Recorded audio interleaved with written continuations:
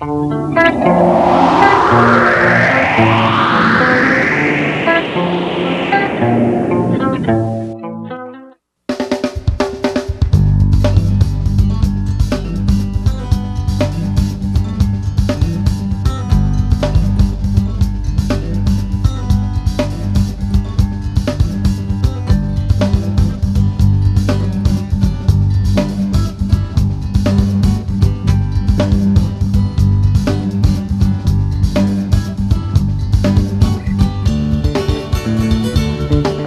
everyone, and welcome to another edition of the City Show here on the Lebanon Telecommunications System. I'm Mike McMurray. This is Channel 6, and this is not a typical edition of the City Show. As you can see, we're outside, and there's a lot of activities going on today. It's a beautiful day. We're awaiting President Bush coming to Lebanon. This is the first sitting president of the United States to ever visit our community, and we're going to be talking to, I hope, a number of people. It got so crowded here, it just became very, very difficult to try to find some of the dignitaries that we wanted to talk to. But my dignitary that I need is right next to me, John Zimkus. He is a history teacher in the Lebanon school system. He's the historian for the Warren County Historical Society Museum. And John, this is indeed a very special day. Was I correct about Bush being the first sitting president? You are right, Mike. We've had 11 other presidents visit Lebanon, but this is the first one actually to come and be president at the time of his visit. Most of the people who came to Lebanon were, in fact, prior to becoming president, either young congressmen or governors or such. But this is the first time the president has come to our city when he was president, which makes it so very special. And something that I didn't know, and John wanted to explain to all of you, that this is indeed Bush country, not the beer, but the president. And what does that mean when you say that? Well, what I mean by that, the Bush family has been all over the country, living in Maine, living in Texas, Connecticut. But the one place where George W. Bush's family has its roots is Ohio. You can begin with his great-grandfather, Samuel Prescott Bush, who was the president of the Buckeye Iron Casting Company in Columbus.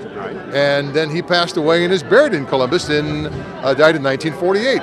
His son, who was born in Columbus, who was Prescott Sheldon Bush, moved to Connecticut and eventually became the senator from Connecticut. Now, on President Bush's mother's side, Barbara Bush, the roots go back to her father. Her father grew up in Dayton, went to Miami University over in Oxford, became a star athlete at Oxford. I didn't know that. Yes, he was in 4 different sports: football, basketball, baseball, and tennis. Have they commemorated that over at Oxford? He has been voted into the Sports Hall of Fame and voted in 1972. Right. There was one occasion in a football game against Denison in which he scored all the points in the entire game. 1 touchdown, 4 field goals, and 1 extra point.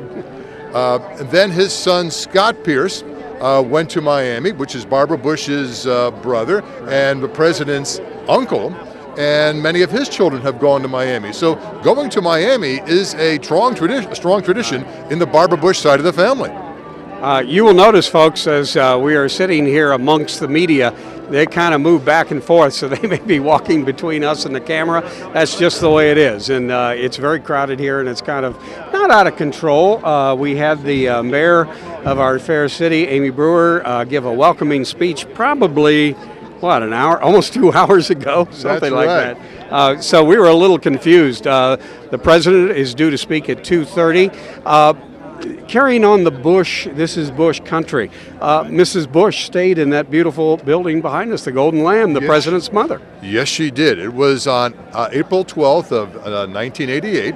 She was then married to Vice President George Bush, who was beginning his campaign to be president. This was just 3 weeks prior to the Ohio primary, which back in those days was in May. And she spent the night, and then the following day, the 13th of April, there was a brunch or tea in which 100 guests were invited to meet her in the president's room on the 2nd floor of the Golden Lamb, and they dined with her and talked with her about politics and what her husband can bring for the country.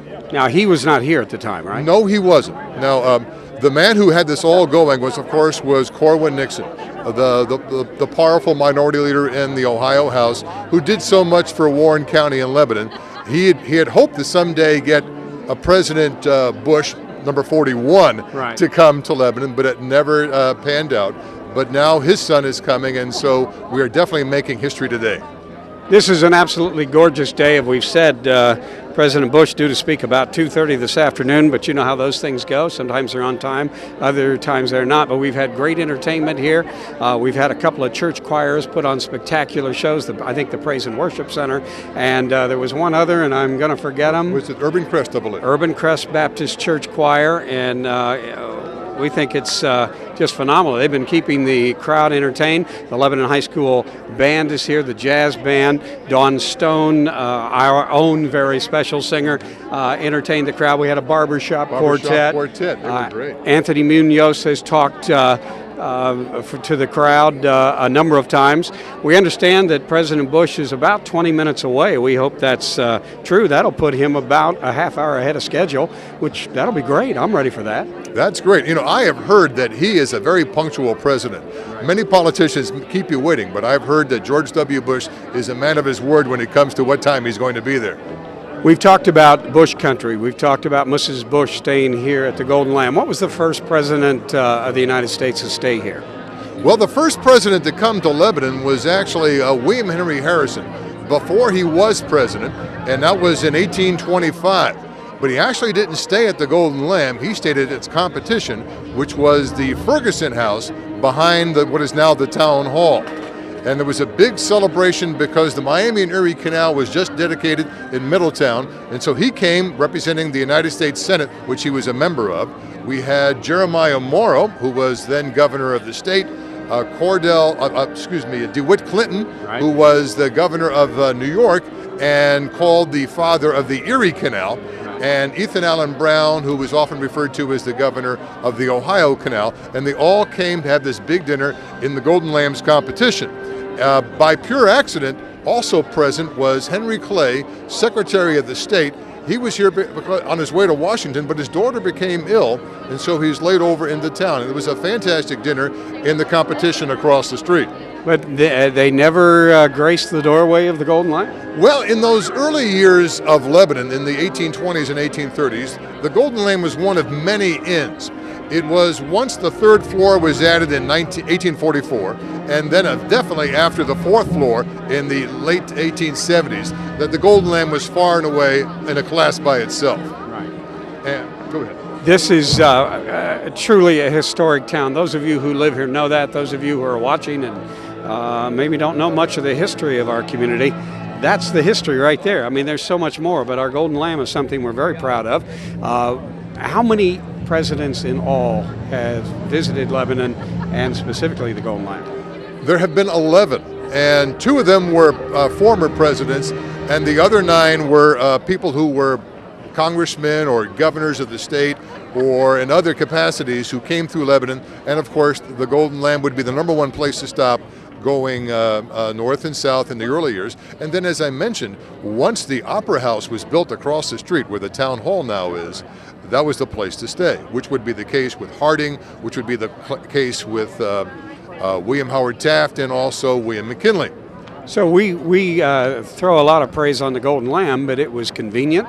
It was large enough to handle them. What were the living conditions back then, though, in the Golden Lamb? Well, in the earliest days, of course, they were very rustic because the community was rustic. Jonas Seaman, the man who founded the Golden Lamb in 1803, had a pioneer fare of wild turkey and bear meat and turkey and that sort of thing. And you ate on communal tables, and his wife Martha rang the bell and food was ready. And if you were late, you just missed out. Right. Anthony Munoz has come to the microphone, and I have to, it's not often you have to turn around to see Anthony Munoz because he's so tall, but he is a large man. They're introducing Congressman Rob Portman right now. Maybe we'll pick up on what he's saying. Thank you very much. Thank you for being here, and thank you for all the other good causes you support in our community, and for being such a great role model to young people everywhere. What a beautiful day in Lebanon. The weather has cooperated, and soon we're going to be with the President of the United States. That's pretty neat, isn't it? I'm really proud that President Bush is going to join us here for part of his bus tour, which is called Yes, America Can. As you may have noticed, bus tours are becoming kind of popular on the campaign trail. In fact, just last week, Senator John Kerry was in Ohio with his own bus tour. However, instead of the Yes, America Can tour, it was the maybe yes, maybe no. It depends on what day you ask me tour. And that difference is one of the reasons that we're all here today, isn't it? We're here to support the strong, steady, and certain leadership of President George W. Bush at a very critical time in our nation's history. Yes, we believe America can and will continue to prosper under President Bush's pro-growth economic policies, don't we?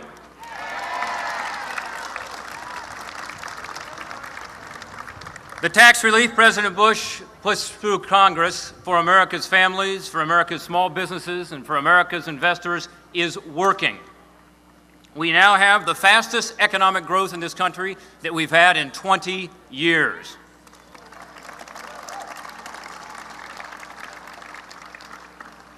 And most important, folks, the jobs are coming back. We now have over 300,000 new jobs in the month of March alone. Over 760,000 new jobs in the last 7 months.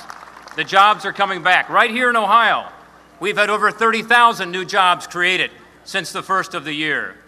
The economy is growing and jobs are coming back. A year ago, unemployment in the state of Ohio was 6.3%. Today it is 5.7%. It's going in the right direction. In fact, unemployment in Ohio is the same as it is nationally right now. And that 5.7% is lower than the average unemployment in the 1970s, in the 1980s, or in the 1990s. Our economy has turned the corner. George Bush's policies are working.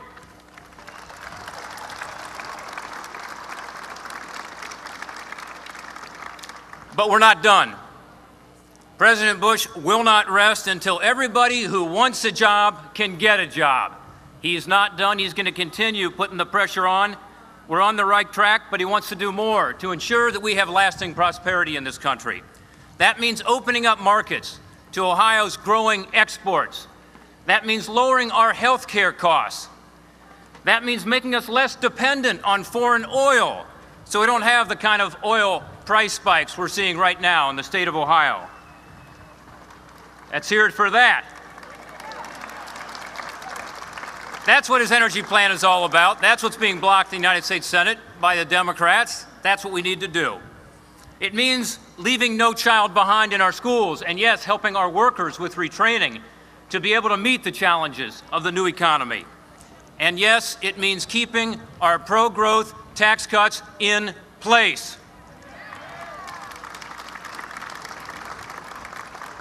I know you may find this hard to believe, but at this time, just as the economy is turning the corner, just as jobs are coming back, do you know what Senator John Kerry wants to do?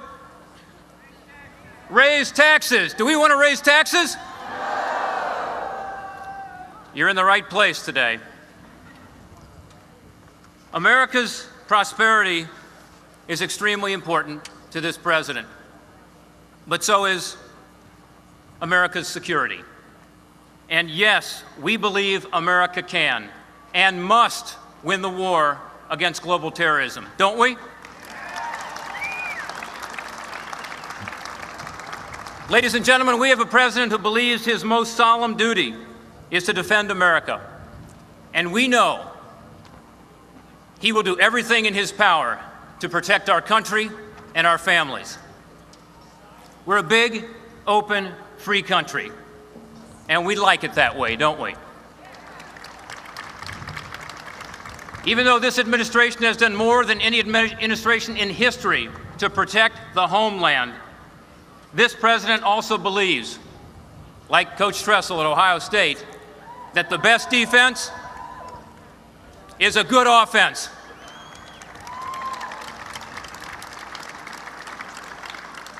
That's why we continue to fight the war on terror on so many fronts. And those fronts include Afghanistan and Iraq. We're able to do so, folks, because we are blessed with the finest military the world has ever known.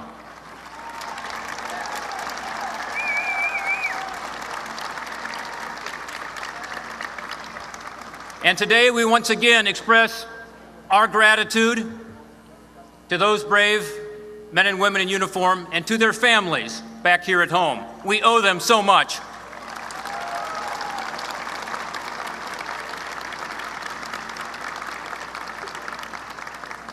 Senator Kerry has said a lot of different things about the war on terrorism, and he's voted a lot of different ways. But I think what he thinks is that this is primarily a law enforcement and intelligence matter. That's what he said. We tried that, folks. It didn't work. President Bush has a clear strategy to keep America safe by taking the fight to the terrorists, by expanding the reach of freedom, which will make the Middle East and make the world more stable and make our country more secure. It is appropriate that President Bush is stopping here in Lebanon, Ohio for the Yes, America Can bus tour. For it is here at the historic Golden Lamb Hotel, right behind us, that over the past 200 years, some of America's leading figures, writers, artists, military commanders, 11 United States presidents, have come to find food and lodging and to discuss the important issues of the day. They were among those who, over that period of 2 centuries, took an idea of liberty and justice for all and created out of that idea the greatest nation on earth. Once again,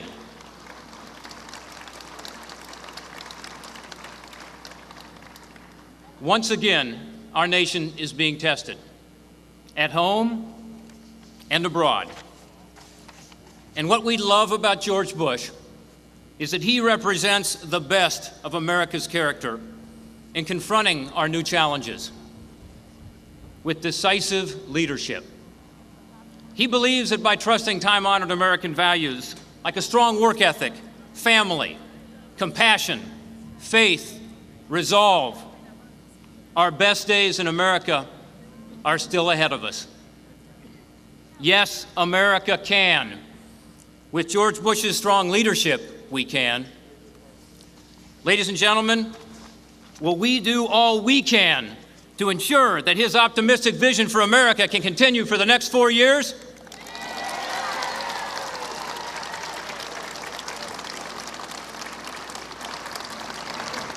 Yes, we can. And we will, won't we? A lot of the national media have focused on Ohio this year, and there's a reason for that. We're a big state with a lot of electoral votes. We're a swing state. No Republican has ever won the White House without winning Ohio. We're going to be sure this year that George Bush wins Ohio decisively and goes on to become re-elected as President of the United States.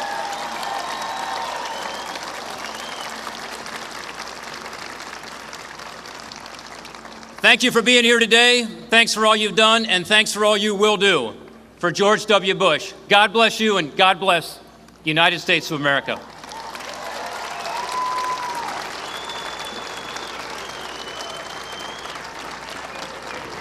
That was 2nd District Congressman Rob Portman. Rob has a family history here at the Golden Lamb, John. Oh, very much so. His grandfather, Robert Jones, of course, bought the Golden Lamb in 1926, and then he's the one who actually turned it into the great tourist attraction and great restaurant it is today. And the family is still involved in the restaurant. And as a young boy, he was a busboy here. Right. And I think Mr. Portman's pretty high on the list of important people in the Bush administration. They like him. They do. He is a good friend of the president. He was active in the last campaign, helping the president prepare for the debates. So he's a very good colleague of the president. Anthony Munoz is, I love this. Anthony is attempting to tell the people to keep their signs down I think that's mainly for the camera work. That's going to be interesting to see how that works. As we said a little bit earlier, we are expecting the president to speak about 2 o'clock now instead of 2:30. I thought it was a good sign that Rob Portman was here because I thought maybe he was traveling with the president. He may well have been. I'm not sure.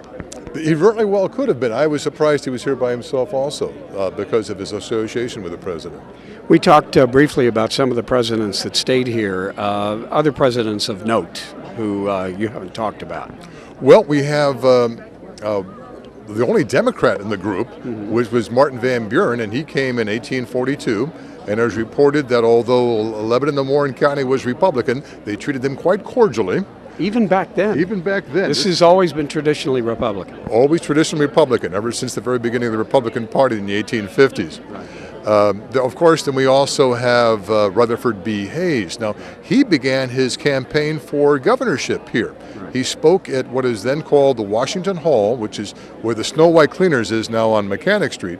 And he and his opponent both agreed to begin the campaign in the same day in August, and he began his campaign here in Lebanon, and the press had a copy of the speech beforehand. That doesn't always happen, No, especially back then. As I mentioned, we have a number of media people who are, for some reason, moving back and forth in front of the cameras, but that's going to happen throughout the day. There's just a lot of excitement here. We've had tremendous entertainment. We've had a great crowd. The setup on this has been really unbelievable. Being a store owner downtown, we had to vacate our premises at 8:30 this morning. And at 8:30, the bomb-sniffing dogs came through every inch of every building. They inspected the attics, the basements. They went through everything. Everybody had to leave at 8:30, and they weren't allowed back in until about 11:30. And that whole time, they were doing very tight. I mean, you know, it's all standard, I would assume. Well, it is definitely tight because you have, as we mentioned before, the President of the United States coming. Right. This is not somebody who wants to be president. We're talking about the leader of the free world here. The most powerful man on earth right now, actually. One of the other things that has been asked by me, a number of people came up and said, now who has to pay for all this? The podiums and the gates and the rails and the security and everything else. The campaign system behind the president, the Republican Party has to pay for that. So a lot of you who are worried about your taxes in Lebanon going for it, although I'm sure the taxes went to police coverage and the more action that was put into it by our city. I know our city workers did a lot of work too, so that's standard. Yeah, it is standard, but also President Bush is a fantastic fundraiser. He has amassed a vast amount of money for this campaign, and so it is something that his campaign is ready for and willing to do. I think I hear music. I don't think that's the Lebanon High School Marching Band either. No, it seems like a tape of some sort, I believe. Yeah, I think that's kind of piped in music that maybe to get the crowd going. If you can hear me, I'll just keep going as best we can. Give us an idea of some of the other presidents that people would know that stayed here. Well, John Quincy Adams passed through in 1843. He was on his way to Cincinnati to dedicate the world's largest telescope on a place called Mount Ida. And after in Cincinnati? In Cincinnati. And after he dedicated it, they changed the mountain to Mount Adams. Okay, will you stop doing that to me? Every time I get together with John, he comes up with something I didn't know. So Mount Adams was formerly known as Mount Ida. Is that telescope still there? It is. The old observatory is still on the mountain, on Mount Adams, and still has tours. It's no longer as powerful as it once was, but it's still there. When you say John Quincy Adams passed through here, didn't stay all night, is that what you're saying? You know, I'm not. He probably did spend the night because you have traffic in those days. It would take you about a good full day to go from Lebanon to Cincinnati. Right. So he probably did spend the night. It was in November of 1843, and since he was coming from the north, he came across the Erie Canal in New York. Right. Took a boat on the Lake Erie, got to Cleveland. Stagecoach coming down this way, stopped in Lebanon, had his portrait done by the local Lebanon artist Marcus Moat, 2 pencil drawings. Do we still have those? They are not in Lebanon. They are in a Moat collection, but not in Lebanon. Yeah, that's a shame. We let him get away. Who else has come here and stayed in Lebanon or just passed through that is on the plaque over here at the Golden Lamb? Well, William Howard Taft came here for a funeral. His good friend was Judge George Sage, who was the son-in-law of Thomas Corwin. And the two of them served on the U.S. District Court in Cincinnati, and he came for the funeral, which was in 1898. And the funeral took place at what was then called the East Baptist Church, which is now the First Baptist Church in Lebanon. Right. And the viewing took place in the actual Corwin house, where Sage was living at the time.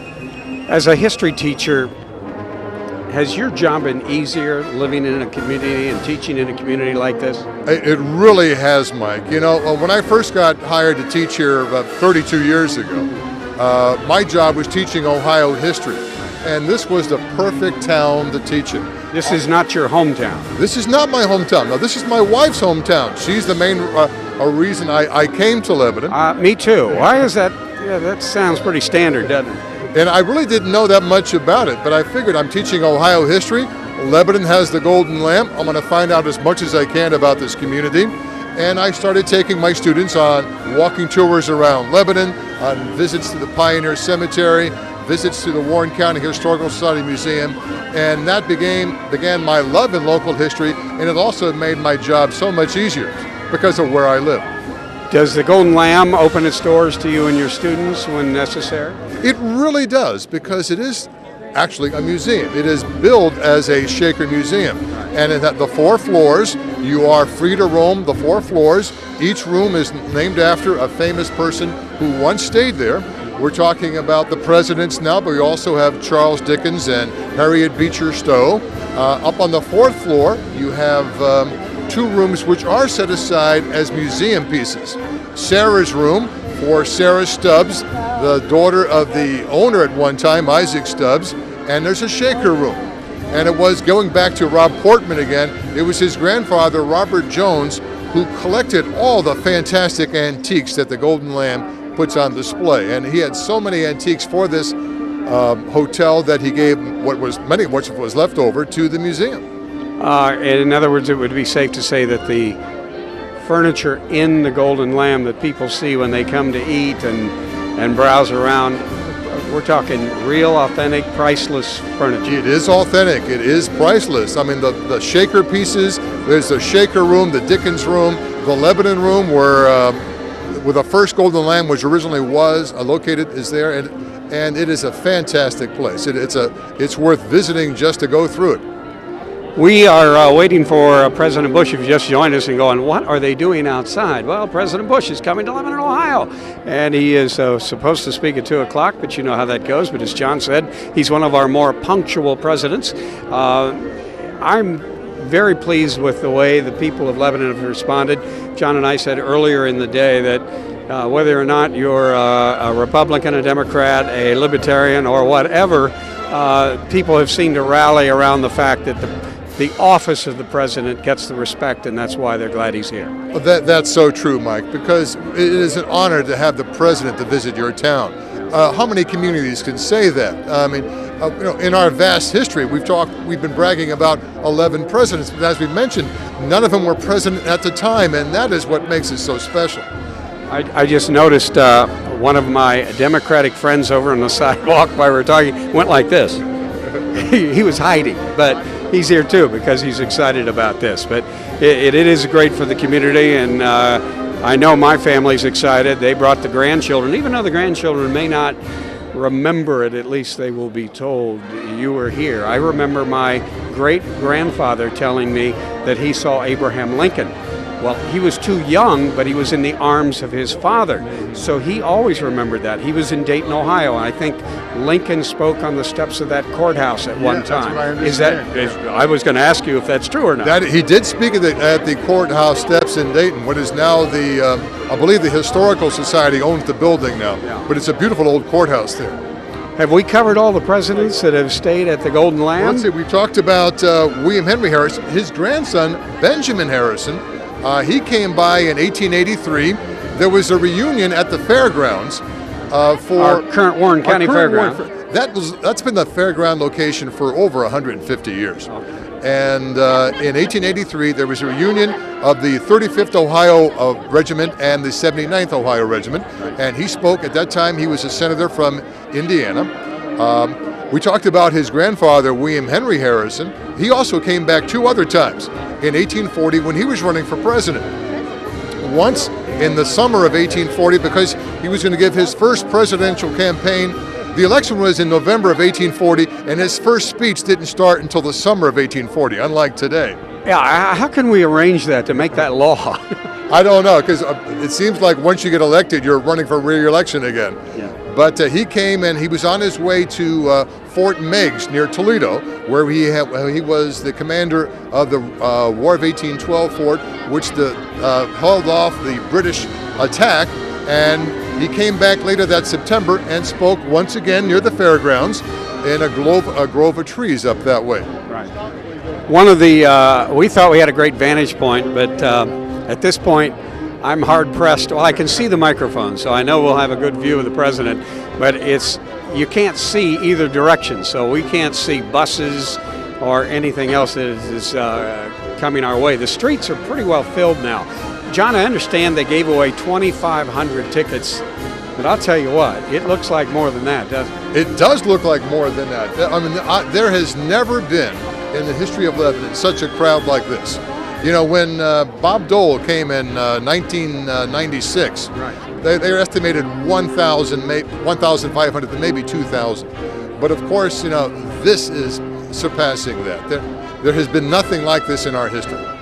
This is an exciting day for us here. As I said before, if you're watching on Channel 6, this has been a fun working up to it. It's been a little bit of a madhouse. I know the city was called to task early to do a lot of things. The security is absolutely immense.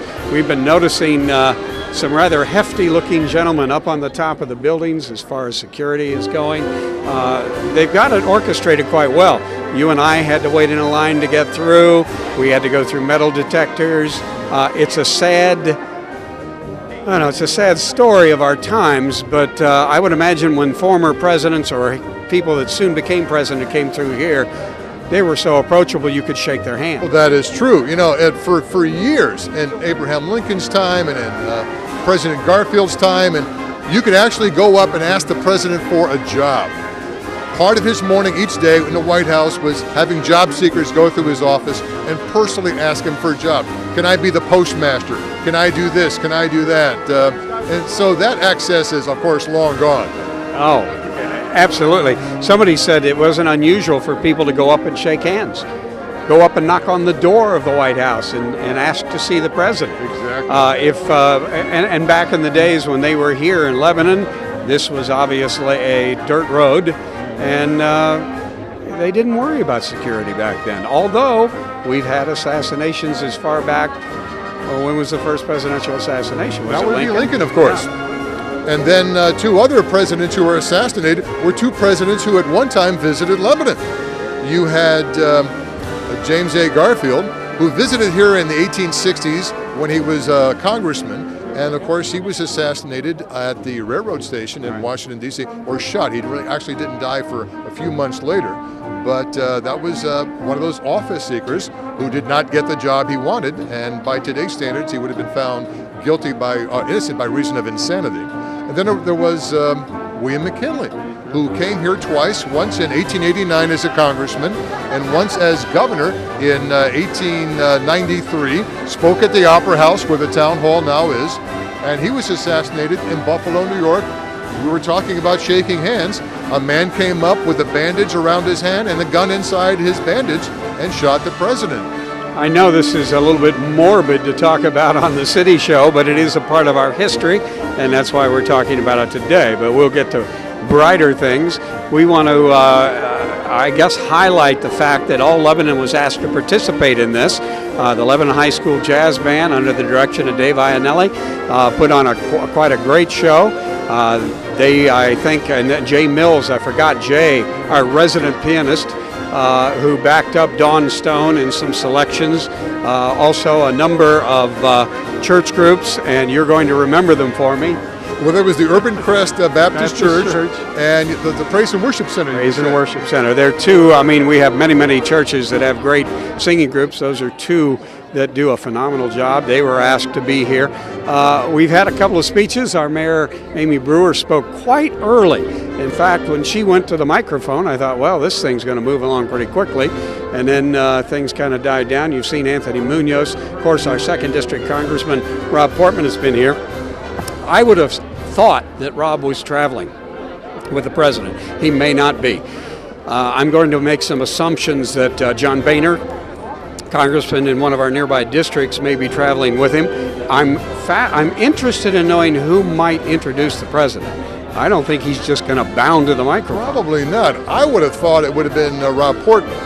And he may come back and do that. Right. But do you know if the governor's coming?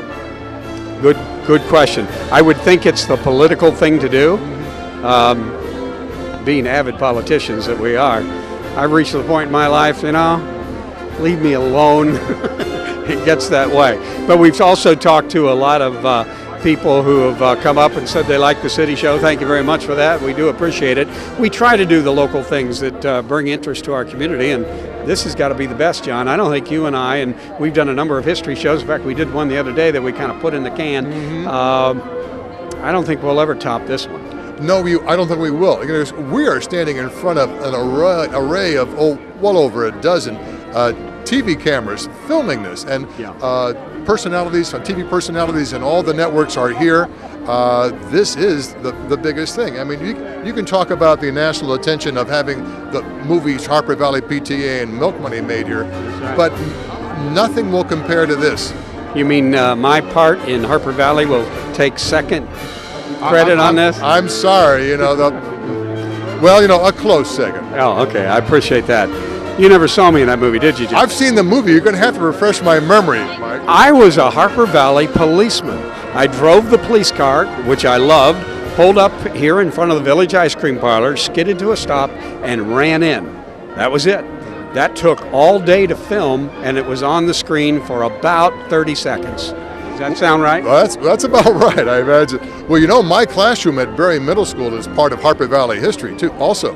Were they hanging out the window? Hanging out of my window, because that's where the girls were having their sex education class and showing the film, and the boys wanted to see what was going on. And we thought you were teaching history all these years. Right. We won't go there with it.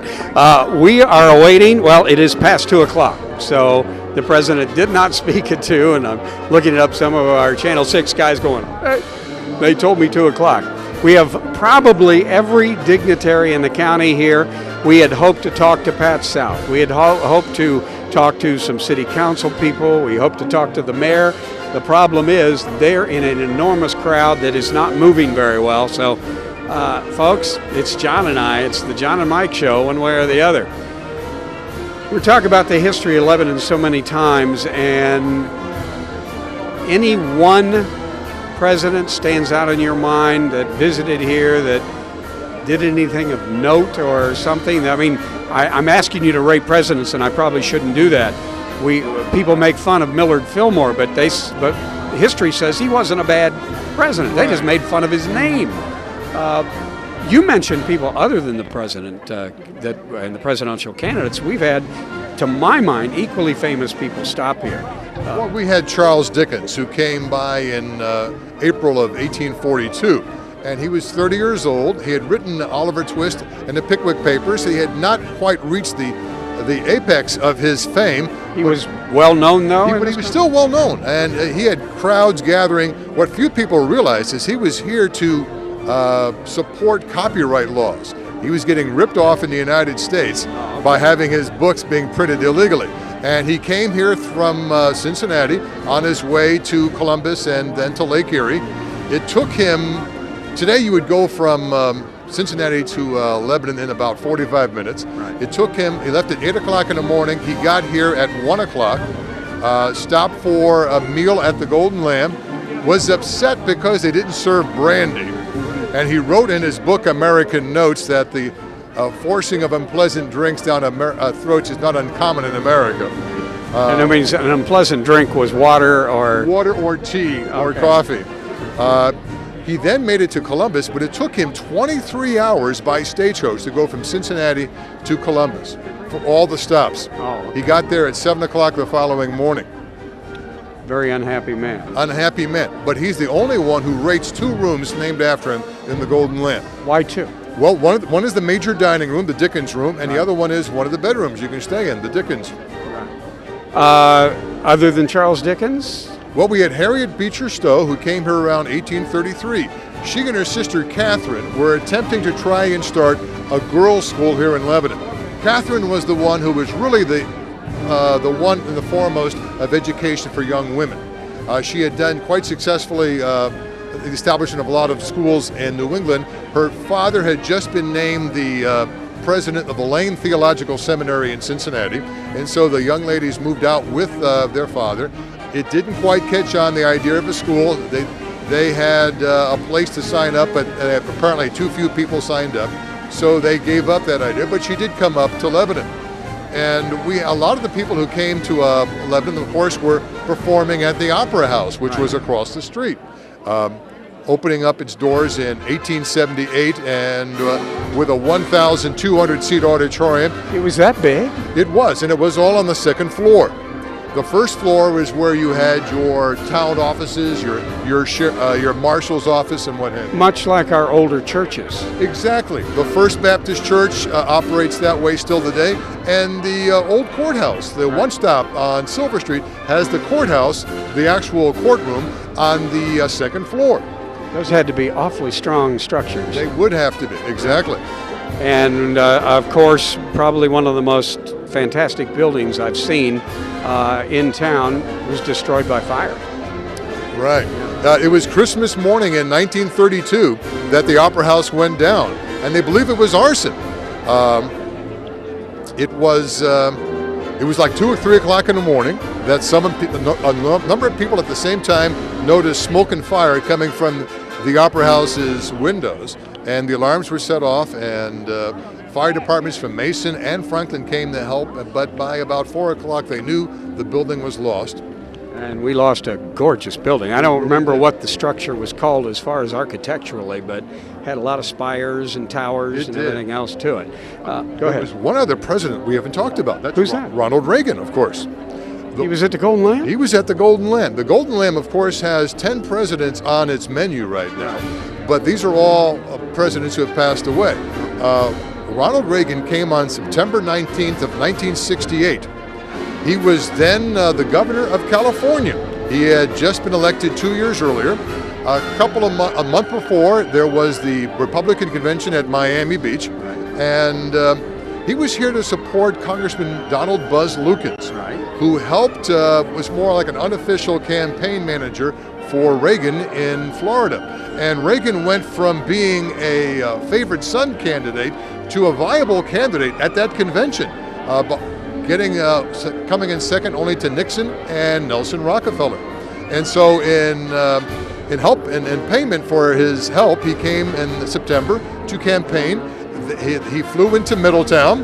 There was a small caravan of cars which came to Lebanon. There was Lou Romar, who was then the mayor, declared this Ronald Reagan Day, and which you could easily do back then. And he spoke at the Black Horse Tavern. Now, in 1968, the Black Horse Tavern, which of course is the bar area and now bistro area of the Golden Lamp, was in where the shop is on the lower level. And apparently the microphone didn't work, and we were talking about Fred Compton before.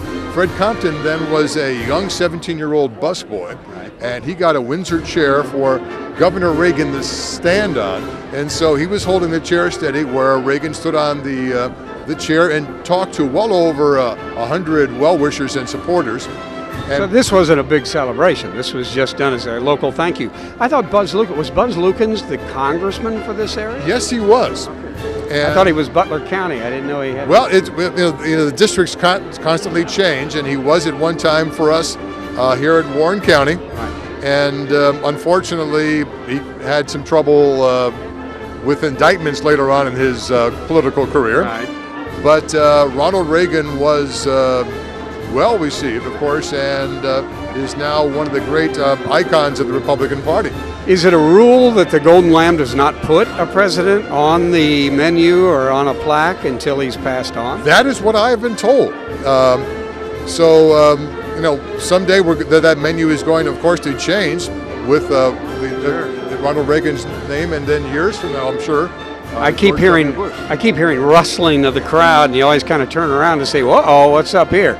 But I have no idea. It seems to be that the people on the podium are looking down that direction, or at least on the camera podium, but I have no idea. The cameras aren't aimed that direction. Our guys, nothing, huh? Can't see anything. A phenomenal day anyway. I can think of a 35-year broadcasting career where I've been in 20 below weather and I've been in 105-degree weather. This is about as good as it gets today. Oh, this is lovely. This morning was a little cool as we were talking about, but the sun's now out and it's a beautiful day. It's a fantastic day for what's taking place. We have a number of people, as I said, that we wanted to talk to, and it's just not going to work out. I had hoped to get a hold of Rob Portman, who's been a guest on the City Show. I could list a whole bunch of people we wanted to talk to, but I think that's a little ridiculous. But very quickly, this crowd will disperse. It took a long time to get this crowd in here because every single person had to be scanned and went through metal detectors, and if they detected anything at all, you then got the body wand, and anything you brought in, they investigate. I saw one lady bring in a cooler. Did you see that one? No, I didn't. Brought in a cooler. They dumped it.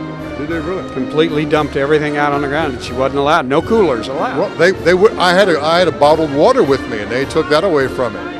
They took your bottle of water away? They took my bottle of water away. Now my little American flag pin set off some buzzers, and so did my belt buckle. They didn't make you remove that. No, they didn't. Okay, well, that's good. Number of military personnel here, a ton of media. I'm going to sit here and estimate maybe 30 media. Some we recognize from the Dayton and the Cincinnati area, some CNN, some ABC. This is not what you would call a big national event. I don't think anybody's carrying this live nationally today. Well, I'm not. They'll cover it tonight. I know the local stations. I know Channel 7's covering it live, and Channel 12 is going to cover it live, and I imagine many of the other ones will also cover it live. But for the most part, we don't think that they're going to interrupt the networks. I mean, for goodness sakes, we're in the middle of soap operas here, right? That's right. But we don't do soap operas on Channel 6, not during the City Show. You don't mess with their stories. That's right. Not at all, because then you're in real trouble. We are awaiting the arrival of President Bush. We have no idea who's going to introduce him. I'm going to stick with the idea that Rob Portman is going to do that. I'm just not sure what it is. We had also hoped to talk to Paul Resitar. He's had a rough year at the Golden Lamb. They had some roof damage when a crew came in to fix the roof and literally piled too much stone into one area. And even though that roof is not 200 years old, it's old. I don't know how far. When was the fourth floor put on? The fourth floor was put on in the late 1870s. They were putting it on because the railroad was coming to town, and the men working in the railroad needed a place to stay. So it came in about a year or so before the railroad. They built the extra floor that was not an overnight deal. Those people worked how long? I mean, that took a long time to build the railroad. A lot more done by hand back in those days than the power of equipment we have today, of course. We would love to grab some dignitaries because I had so many different questions to ask. Some of the preparation, we were hoping to get our city manager.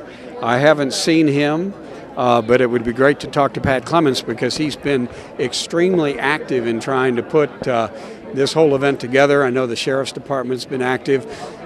There's a different attitude, though, than if you come into an area like this and say, well, we're going to have an event and we're going to bring in about 5,000 people and it's a fundraiser for so-and-so, then to say, President of the United States is coming. All of a sudden, everything stops and people seem to be most cooperative. Your students, I know they didn't close the schools because they couldn't, but they kind of said, if a parent takes a child out, we understand that this is historic. How did your students respond? What kind of reactions did you get? Well, the first reaction I got from them, when I got the phone call a week or two ago from a reporter asking my opinion on the president coming. I had not known he was coming at that time. Surprise, surprise. And then when the phone call actually came in the middle of my 8th period class, and when I hung up, I told the students, President Bush is coming to town. There were cheers. Yeah. They were excited. Yeah. Now, how old are these? These are 7th graders. Okay. Over at Berry Middle School. And, every day I would give them an update on what I knew. And, of course, as you know, plans constantly changed. And it's going to be at 1:30, it's going to be 2:30, it's going to be this, it's going to be that. I've seen some of my students here today. Right. I do know that my classes aren't as full. I also know that I'm not in all my classes right now. I was just going to say, Superintendent, John's with me, it's okay. No, he understood that, and the school felt that this is a historic moment, may never, ever happen again, that a city president come to Lebanon, so it's a once in a chance. Being in the media all the years that I got a chance to interview a couple of different presidents. I got a chance to sit down in the studio. But it never stops affecting you. And it's got to be the office. It's not the person, unless you have a particular like or dislike for somebody. It's just that this country has gone on for so many years.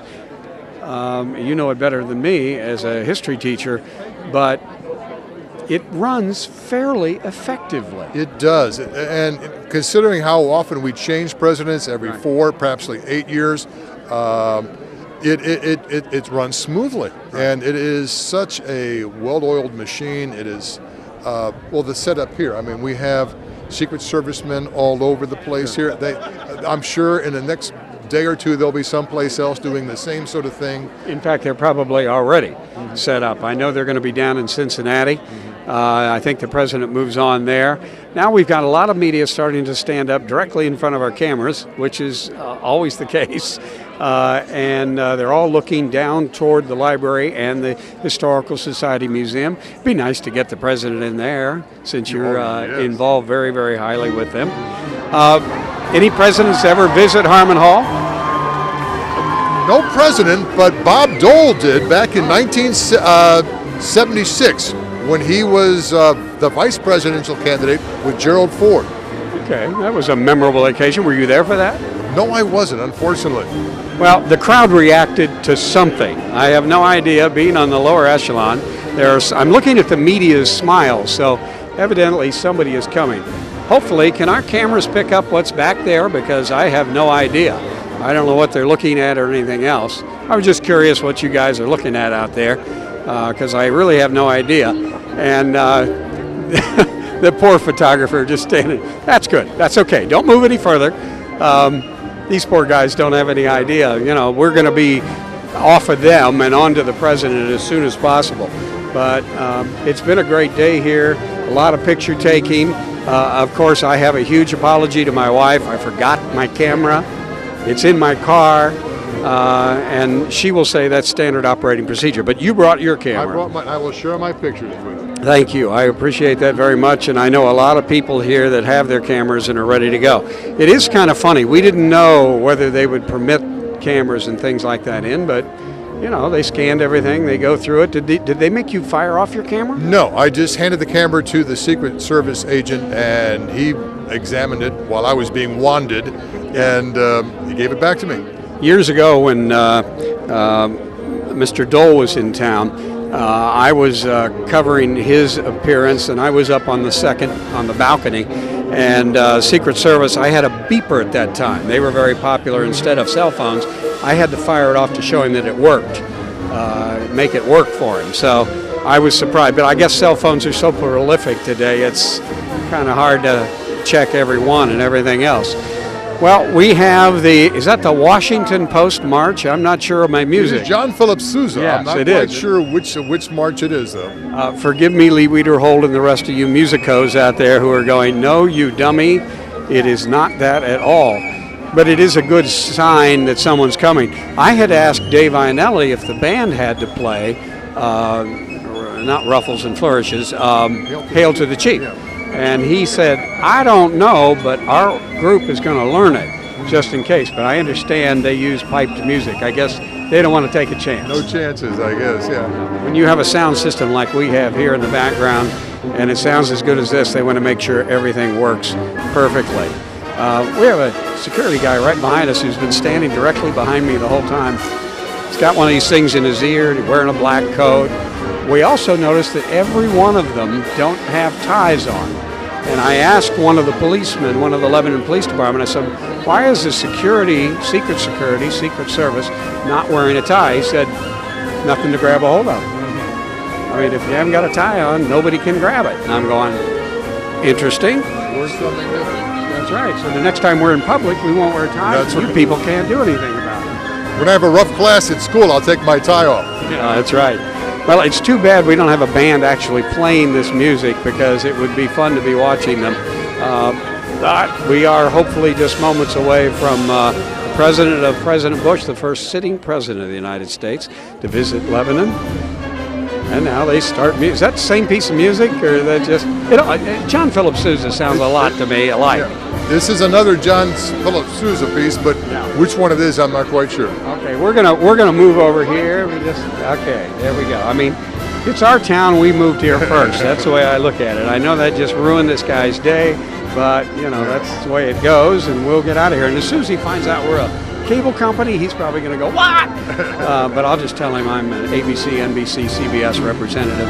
We're here for all the networks, one way or the other.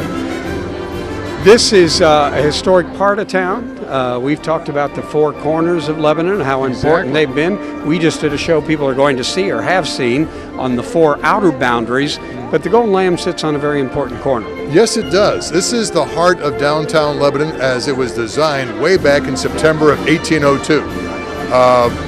The town square is the gazebo park next to the Golden Lamb, the town hall, the library, and the new Christmas tree park. Right. And that was the heart of the map of Lebanon in 1802. Were those two corners that are like catty corner from the Golden Lamb, catty corner from the City Hall, or not catty corner, next to the Golden Lamb and catty corner to the Christmas tree park, were those designed never to be built on, or was there something there at one time? The gazebo park did have the first temporary jail for Warren County. It was a log cabin jail built around 1803, only lasted for about a year or two. It wasn't very big, about 16 by 25.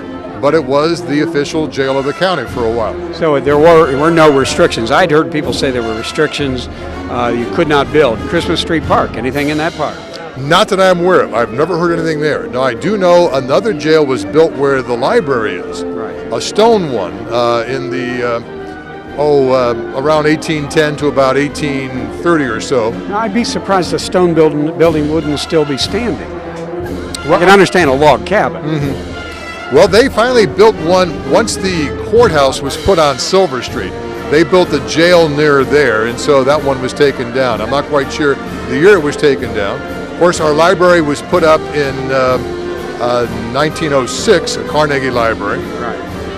The old courthouse that we talked about that burnt on Christmas Day in what year?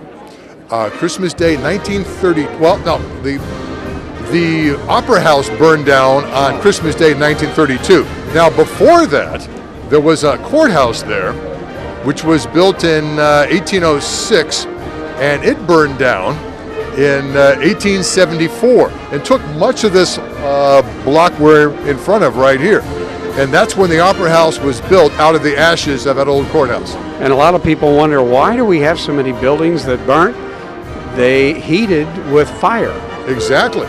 You see pictures of the old the courthouse over there on Silver Street. They had huge chimneys there originally. Of course, those were taken down once they changed the form of heating. You didn't burn too many buildings down in the summertime. No, you didn't. Unless, of course, is that why they separated kitchens from the old part of the new part of the house? In many of the old houses, the kitchen was a separate building. Somebody asked me, since we've often talked about the history of the Lebanon area, the Glendower Museum, the history of that. Who built it? Was it built by anybody famous or for a purpose? Or well, it was built locally by someone of local prominence, but not national prominence. The man who had it built was J. Milton Williams, who was a prosecuting attorney. He had an architect work on it named Amos Bennett. And it was built around 1840, and then the two smaller additions were added a year or so later. It was the first of 5 mansions sitting on the hill known as Floraville.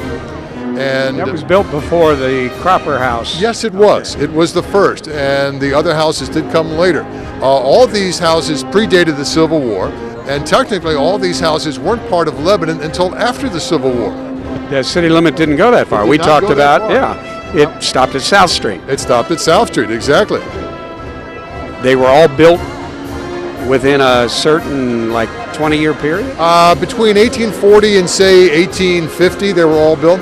And primarily people of means. Definitely people of means. Now, a few of them eventually were people who had businesses in Cincinnati, and when the railroad came through, they would ride the railroad down to Cincinnati.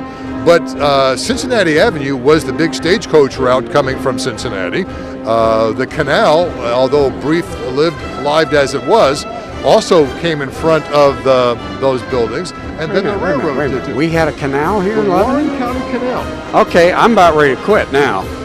We obviously had the Miami-Erie Canal. I never knew we had a canal right here in town. It followed Cincinnati Avenue? It was connected to the Miami and Erie Canal out of Middletown. It went down by Union Road, went down almost to Mason, turned north and followed Cincinnati Avenue, or 42, into town. It was built in the It's a helicopter. They'll cheer anything. I'm not sure. I don't think he's coming in by helicopter, one way or the other. That's okay. We've got more media people than we can deal with, and that's just the way it is. We did have a helicopter go up. This crowd is anxious. They'll cheer anything they that are. moves. well, they're excited. And Do you notice? We heard yesterday it would be 2:30. Yes. All day today we heard, well, he's coming early, he's coming late. We have another, is that a Marine helicopter, I think, which travels along with the president, but I'm not sure. And you said he's very punctual. Yes. Well, they originally said 2:30, and that's exactly where we are. Yes. Within a minute or so. We've got our cameras aimed on that, and I don't know if they're picking up if the bus is coming up to town or not. The best way we can look is to watch everybody. The thing you don't do is watch Secret Service, because they're looking everywhere but where the president is. But we'll keep an eye on everything and give you an idea. I think we've got our camera. Oh, we're back. Okay. Oh, okay. You had to get the helicopter. Well, it is circling. That could be part of security, too.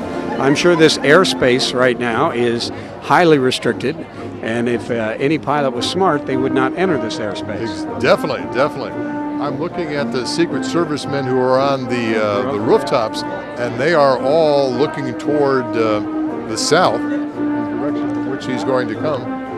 Well, he could have come into town. He came from Dayton. I think he had a private affair in Dayton. Was it a fundraiser or something? Or was it open to the public? I'm not quite sure. It was at Trotwood and Hare Arena.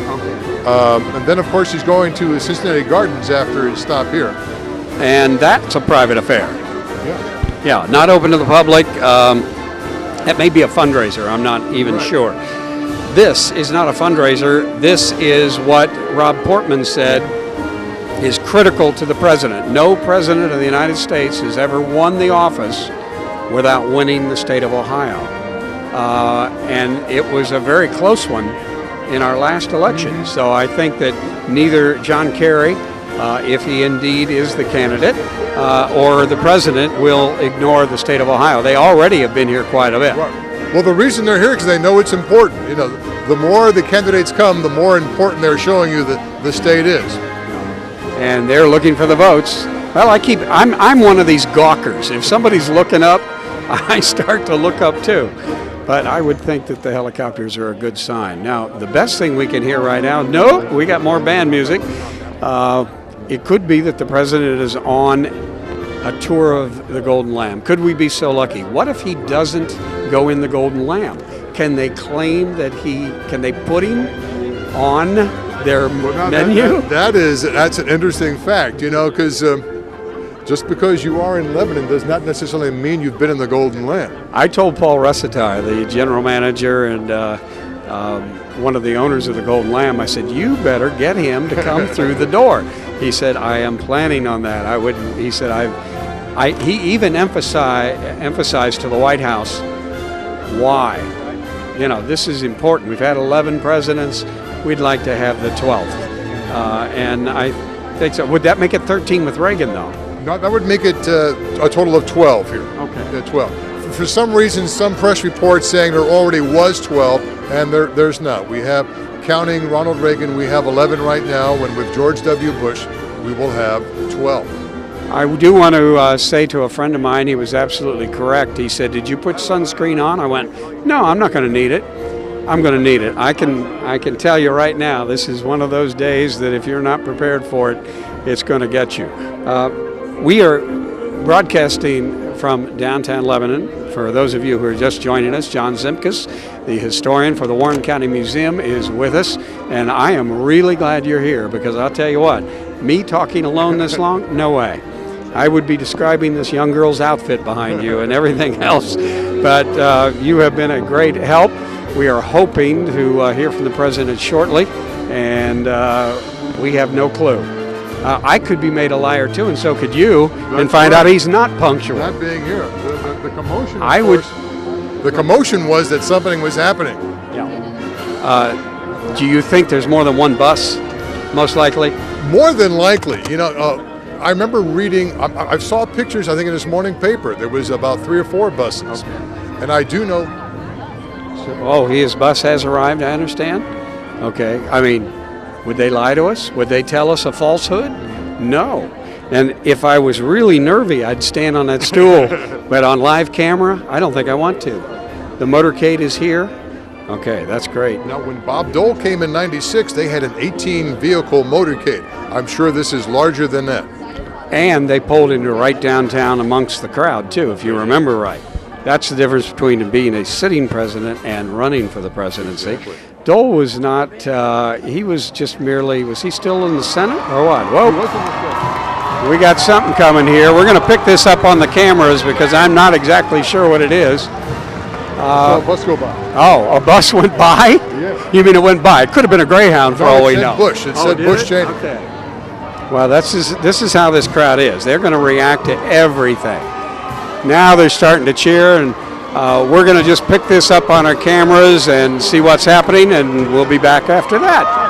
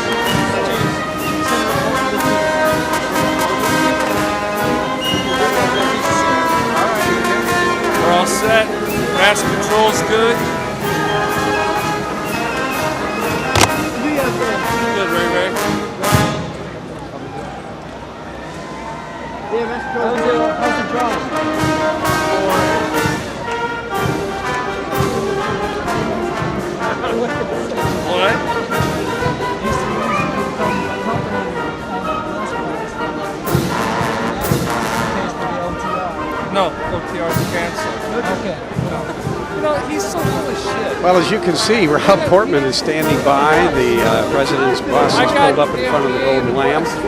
This is a pretty typical situation. Rob doesn't know actually any more than anybody else, so he has to wait until he gets the cue from the White House. I think they put the president's speech already on the podium. But this is fairly typical, and we'll be hearing from Congressman Rob Portman in just a minute. So enjoy it with us, folks. This is the history in the making, the first sitting president of the United States, George W. Bush, here in Lebanon, Ohio. President Bush has arrived.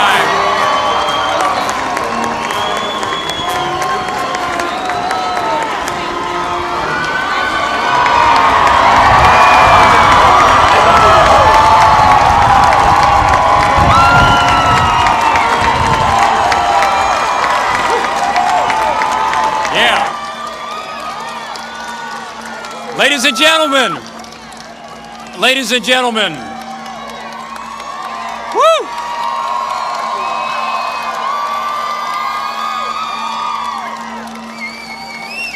He's here.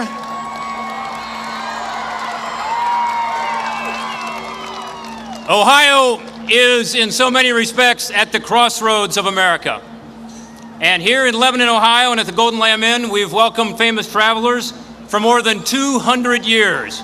They've come by stagecoach, train, and Model T. 11 U.S. presidents, Harriet Beecher Stowe, Mark Twain. But there has never been, ladies and gentlemen, a more important visitor to Lebanon, Ohio, and the Golden Lamb than George W. Bush.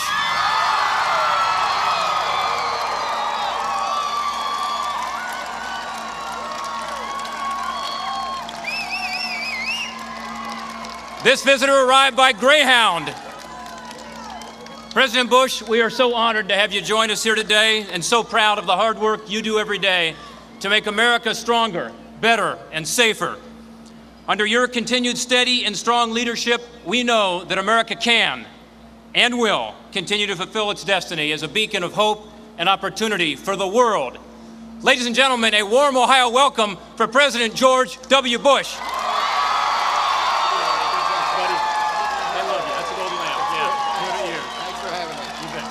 Thank you all for coming.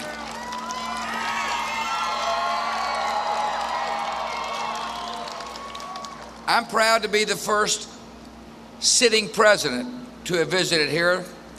I'm a standing president today. Tell you why I'm here. I'm here to tell you I want to be your president for 4 more years.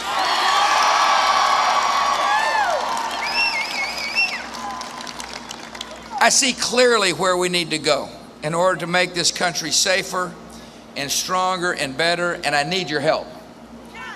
I need you to find people to register to vote. I need you to turn out to vote. I need you to put up the signs. I need you to do your duty as Americans and vote, and when you do, I'll be reelected thanks to your help.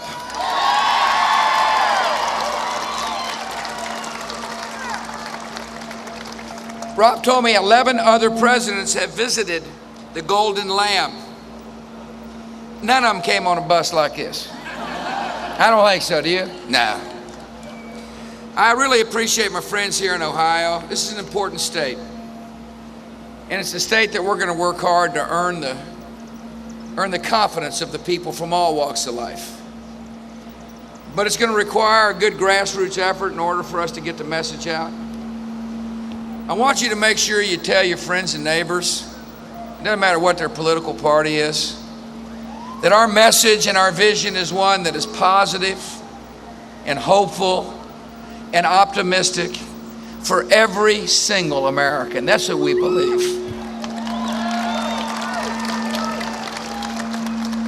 I regret that Laura's not here today. I know it. You drew the short straw. You know, I really got lucky when she said yes. She is a fabulous wife, a great mother, and she's doing a wonderful job as the First Lady of this country.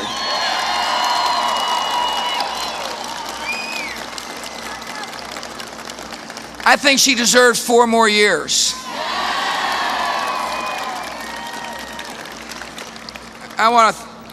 as you get out and gather the vote, remind people that it's the president's job to surround himself with excellence, to put a good team together on behalf of the American people.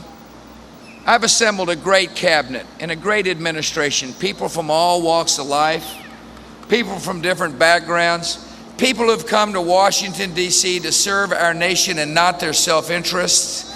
We've had no finer vice president of the United States than Dick Cheney.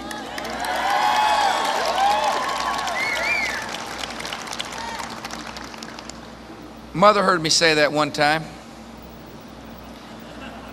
She said, "Wait a minute, Buster." No, I'm proud of my team. And I'm proud of working with the members of Congress. You got a fine congressman in Rob Portman. I didn't know he was an innkeeper. But he's a great guy, an honest fella, a smart person, a person who cares deeply for the people of Ohio. I traveled today now from Dayton with Congressman Mike Turner, who's doing a fine job as well. I appreciate you coming, Congressman Turner. I appreciate the Lieutenant Governor Jeanette Bradley, who's with us today, and State Treasurer Joe Dieters. I want to thank the members of the State House who are here. I appreciate the mayor who came out today, Amy Brewer. Madam Mayor, she didn't ask for any advice, but I'm going to give her some. Fill the potholes, Mayor.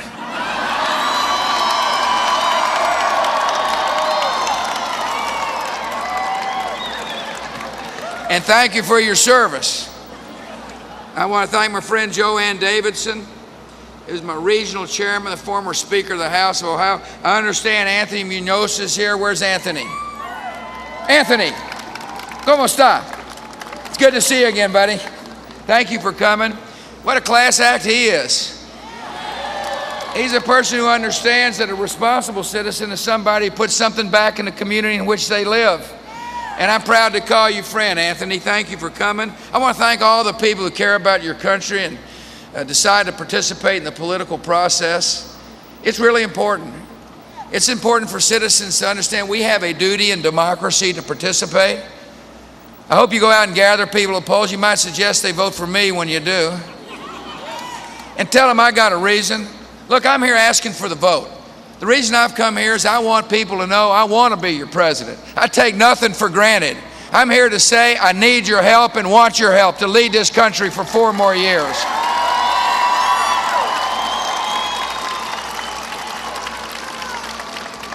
I'm seeking the endorsement of the people. I'm running against and it's going to be a tough campaign, by the way. I'm not going to take anything for granted, and neither should you. I'm running for a fellow who's got a lot of experience. He's been in Washington an awful long time. So long, he's taken about both sides of just about every issue. That's called Washingtonitis. And he's seeking the endorsements too. As you might remember, he claims to have picked up some important endorsements from foreign leaders. He just won't give us their names. Here's what he said about that one question. He said, "What I said is true." He said, "I mean, you can go to New York City and you can be in a restaurant and you can meet a foreign leader." That's what he said when one of the big time reporters asked him about it. I got a hunch this whole thing might be a case of mistaken identity. Just because somebody has an accent or a nice suit or a good table in New York City doesn't make them a foreign leader. Whoever these mystery men are, they will not be deciding the election. I'm here to ask for the endorsement not of foreign leaders, but of the American people.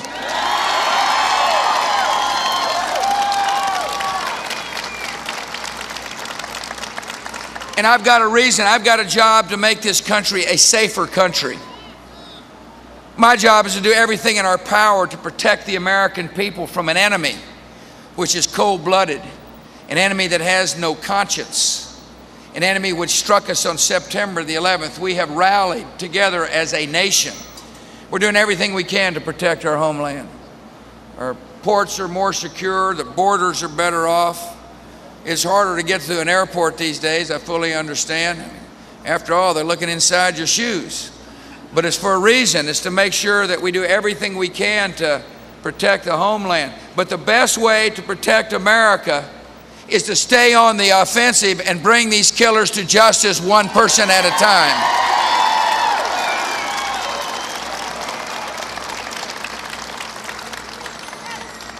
It's important for the president and future president to understand the nature of the war we face. This is more than a war that requires law enforcement and intelligence. That's what some people have said. Now, that's the attitude we took after the World Trade Center was bombed in 1993. We served some legal papers, and some thought the matter was settled. But the enemy was still planning, and they were plotting, and they were training.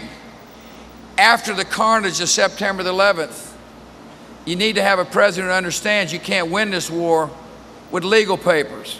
We've got to use every asset at our disposal. The terrorists declared war on the United States of America, and war is what they got.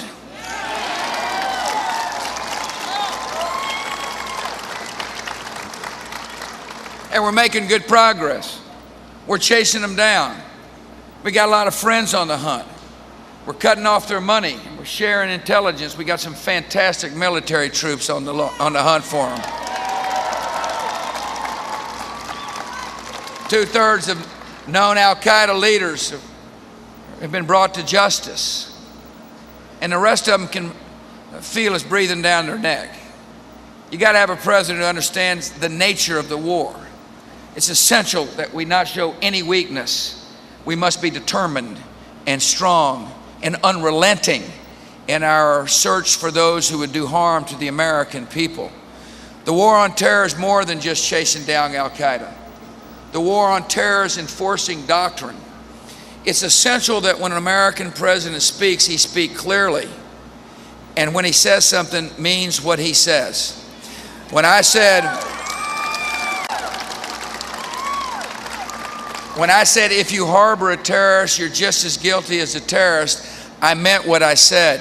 When a president says something, it must be clear and it must be meaningful. In order to keep the peace, there must be truth in the words of the president. The Taliban found out what I meant. Thanks to our troops and our coalition members, we routed the Taliban from power, and Afghanistan is no longer a training base for Al-Qaeda.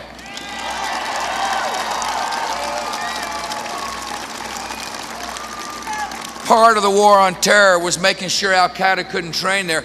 Part of the war on terror is to spread freedom in places like Afghanistan. I want you to remember what life was like for little girls in Afghanistan before we arrived. The Taliban were so barbaric and so backwards, so corrupt in their vision that young girls, many young girls, never received an education.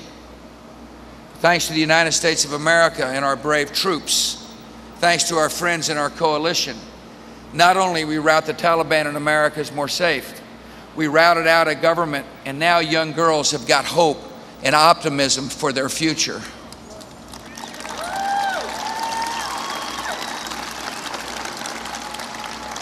A president must understand the world the way it is, and after September the 11th, this country needs to have a president who understands that when we see a threat, we must take it seriously before it materializes. When a president sees a threat, he just can't hope it goes away.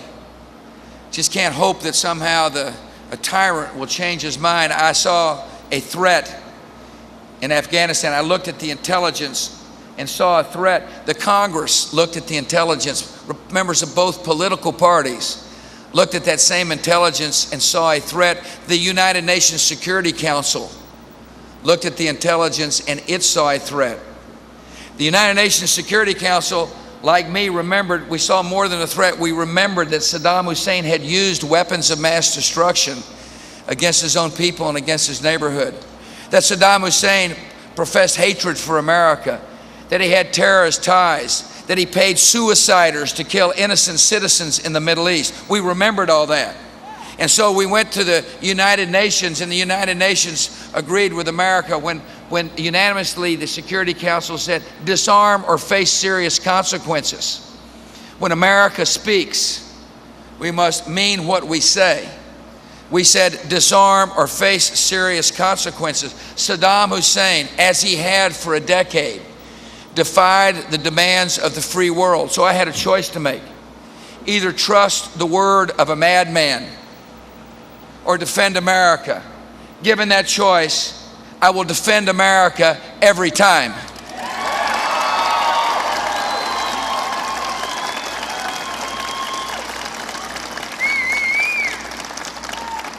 The world is better off without Saddam Hussein in power. Because we acted, torture chambers are closed. Because we acted, democracy is rising in the heart of the Middle East. Because we said something and did what we said, countries like Libya got the message and voluntarily disarmed. Because we acted, America is more secure and the world is more peaceful.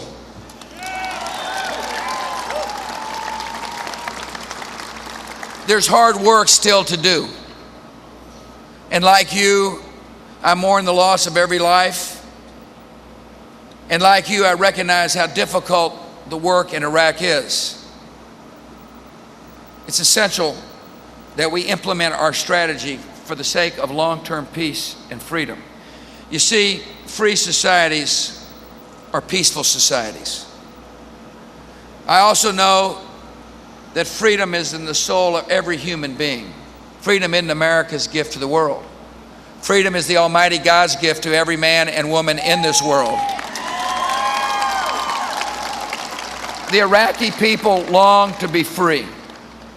The Iraqi people want to self-govern, but there are thugs and assassins who want to stop the march to freedom. That's what you're seeing on your television screens. You're seeing a few killers trying to halt the progress of freedom because they understand that freedom will be a major defeat in the cause against terror. Terrorists can't stand free societies. Terrorists understand the power of freedom, just like Americans understand the power of freedom. This country will finish what we have begun. We will see that Iraq is free and self-governing and democratic. We will accomplish our mission. We will win this essential victory in the war on terror.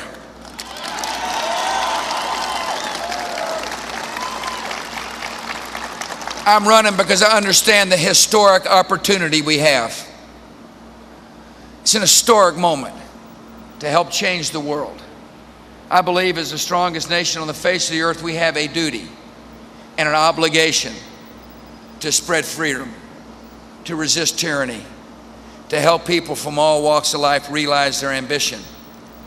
And I know that by fulfilling that duty, by using our strength and our influence, by spreading freedom, that we will leave behind a legacy of peace for our children and for our children's children.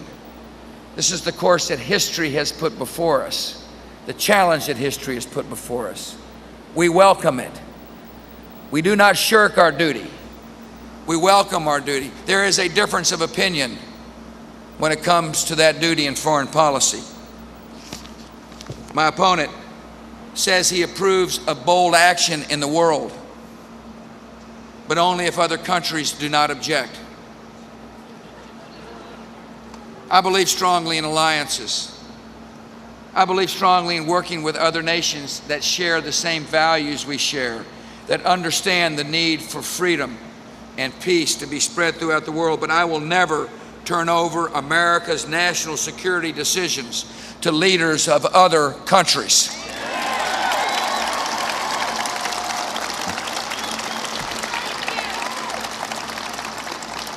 I'm running because I have a vision for a stronger America that's based on a strong economy.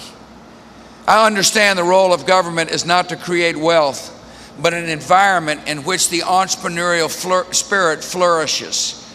I understand the job of government is to empower people to realize their dreams.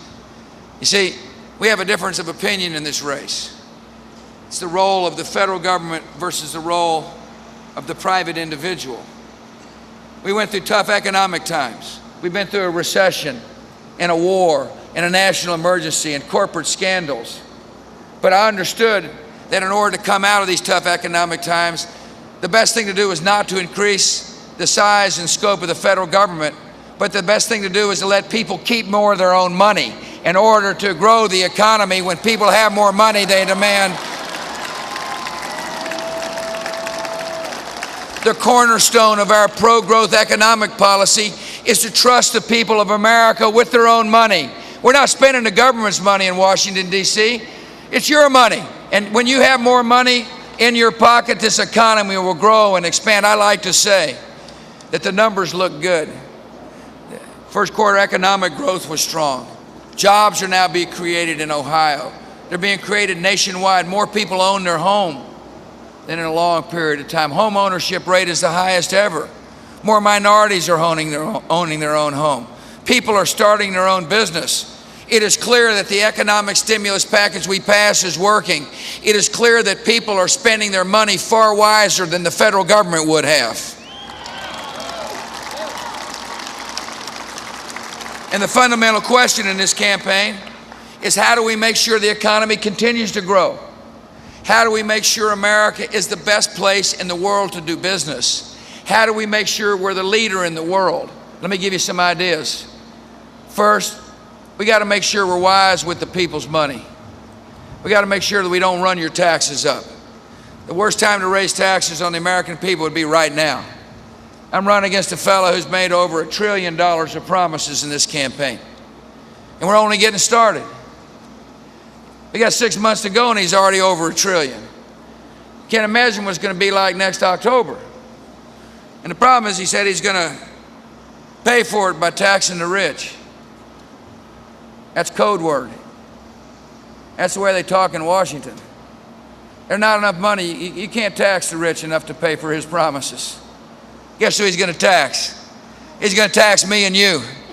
You're going to pay for it. He's either going to break his promises on these new spending increases, which I don't think he'll do, or he's going to tax the American people, which I will think he'll do.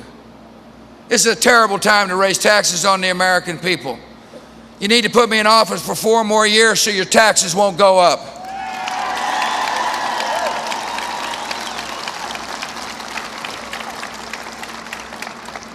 We got to make sure that we've got good trade policy in this country. You hear a lot of talk about ideas that would isolate us from the world. I think that'd be a disaster if we want to be competitive in the long run. We don't want to be isolated. We always want to have a chance to compete. Presidents before me have opened up the United States for foreign goods because it's good for consumers. If you got more goods coming in, it gives you more products from which to choose. It helps you get a better price for something you want to buy. The problem is we hadn't had other countries open up their markets like ours. In order for us to be competitive, in order for us to be, for people able to find work in the short term and the long term, you need your president who will continue to open up foreign markets so we can compete. Just give us a chance to compete. We got the best workers in the world. We got the best farmers in the world. Open up those markets is what we're saying, and give us a chance to compete, and this economy will continue to grow and expand.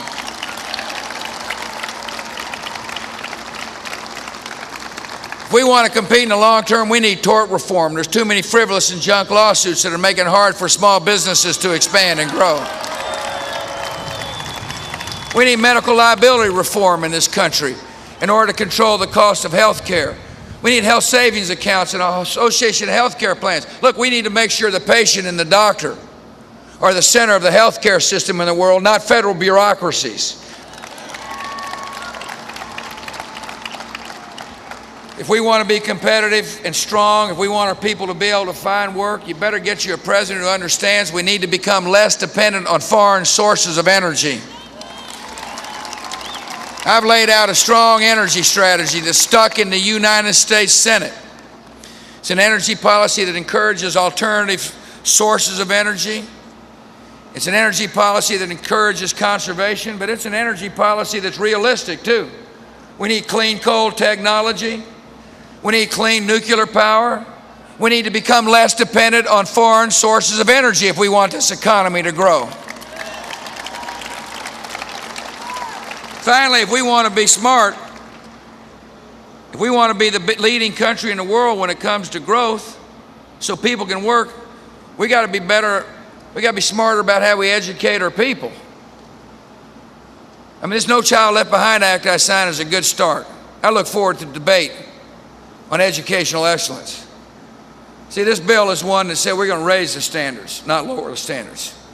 This is a bill that says we believe every child can learn, not just a few. This is a bill that says we expect the very best. This is a bill that says we're going to challenge the soft bigotry of low expectations. You see, if you believe every child can learn, then you want to know. You want to see. This is a bill that says for increased federal dollars. You measure. You get to run your schools. I believe in local control of schools, but you measure. You show us whether or not every child is learning to read. And if we find they're not, parents need different choices. When we find that children aren't learning to read, we'll change the curriculum. When we find children stuck in schools that won't teach and won't change, we can demand something better. We got to insist that no child be left behind in America.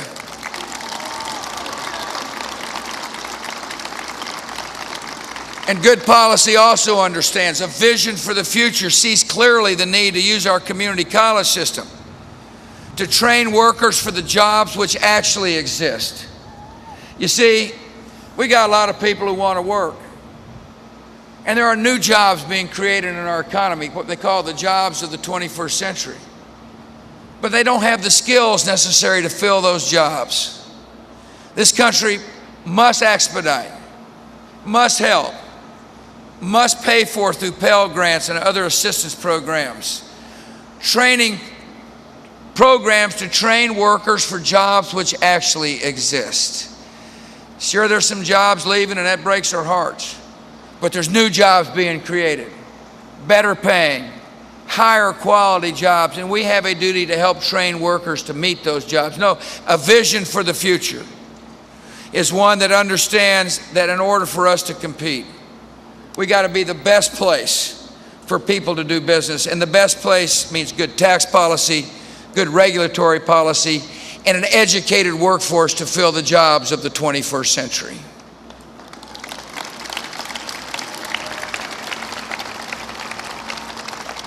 And finally,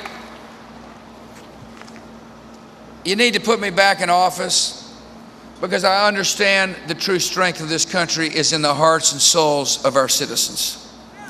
We talk a lot about our military as being the strength of America, and it's an important part of our strength. And by the way, I intend to keep the military strong.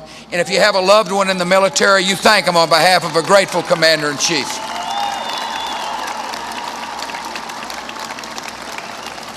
And we'll continue to push pro-growth policies so that we're a wealthy.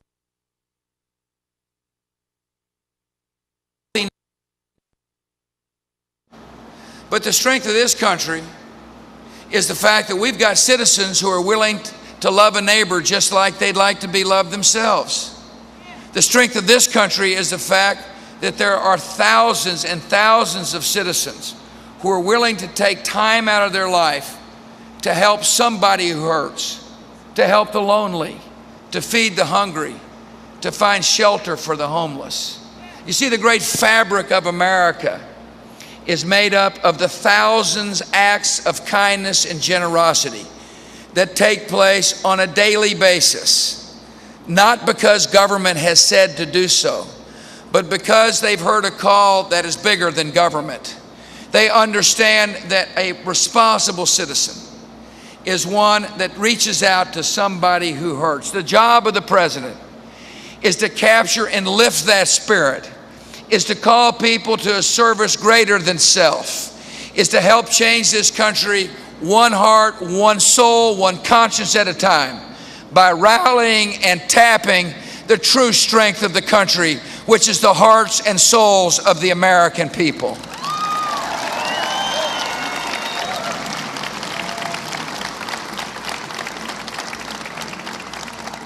Linda Raybolt is here today. She works for the Interfaith Hospitality Network. That's good. Some of you heard about Linda. They worked in churches in this community to serve 41 families. You see, They saw somebody who hurt and they reached out to them. They're showing what it means to love a neighbor. Here's what she said about serving the homeless. It's not that they don't have needs and desires and dreams. They're just down on their luck.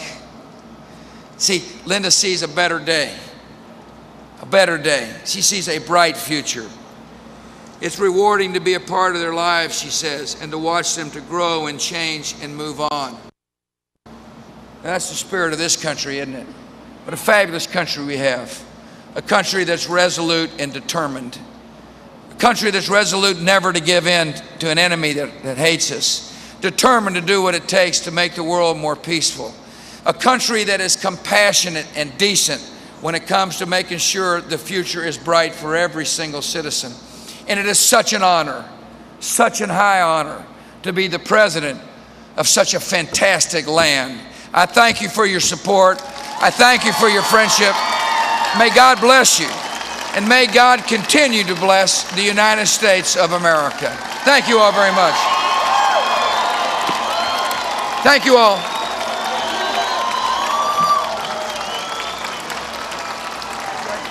Thank you all very much.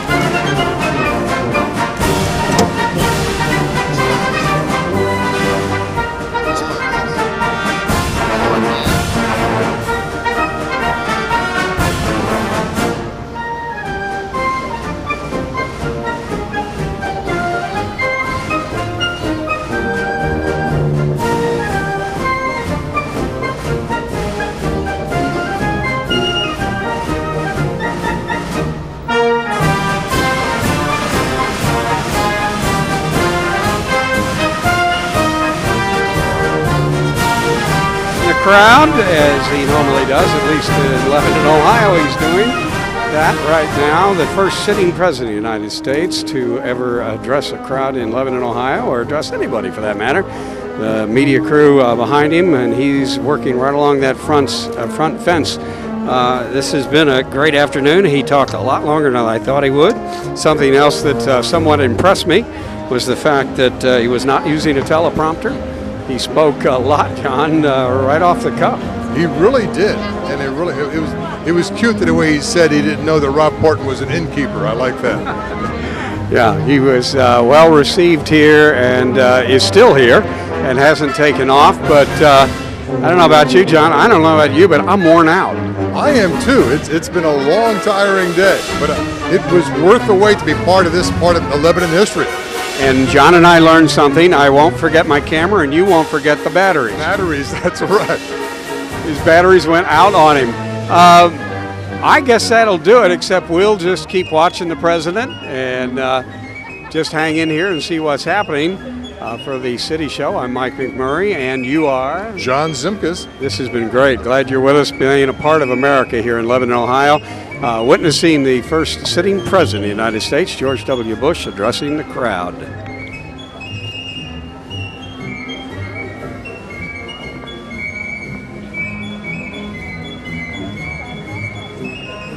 Well, I guess we're not done yet.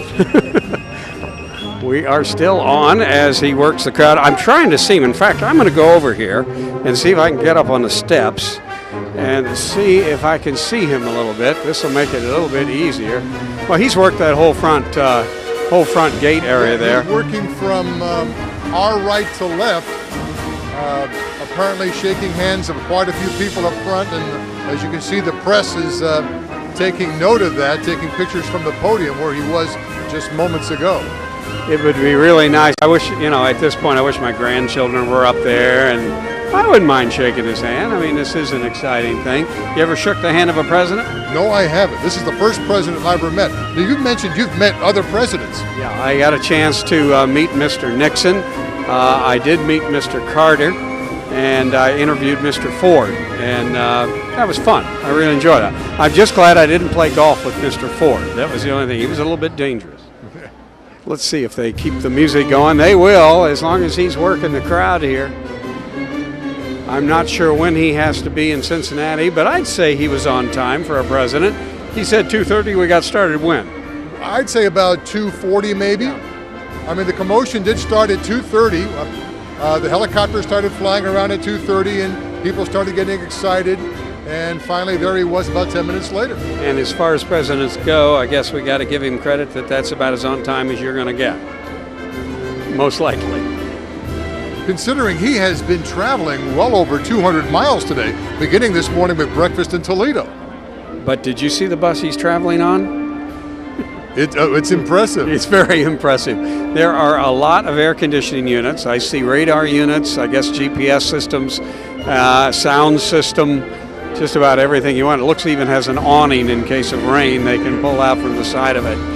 I don't know what his schedule is. I do hope, for the sake of Lebanon, the Golden Lamb, Paul Russitar, and the rest of us, that he walks into the Golden Lamb. Yeah, that would be nice to technically say he was in the Golden Lamb, but he was in its shadow. That is something. So if he doesn't step in, I think it's still worthwhile. I think what would be great if Paul was standing there with a famous buttered roll, and if he took a bite of it, that's it. The first sitting president to eat and enjoy here at the Golden Lamb. I hope you're enjoying this at home as much as we are here. This has been exciting. We've had a front row seat. I mean, I feel like I got about as close as I could get. This is fantastic. What would you say we are? About 20 yards perhaps, or a little bit more? Yeah, something like that. As I also said, there's a lot of, I'm looking at a few sunburned people, though. There are people really got it. A lot of people from out of town. We got a lot of calls in town from out of town, people saying, how can we get tickets? It started out to be 1,500 tickets, then it went to 2,500. And I'd be safe to say there were more than that, but it was closely controlled. I imagine you had a ticket to get in. It was impressive how this audience was controlled, how well behaved they were. The security was well evident. You and I were standing right next to one for most of the show here.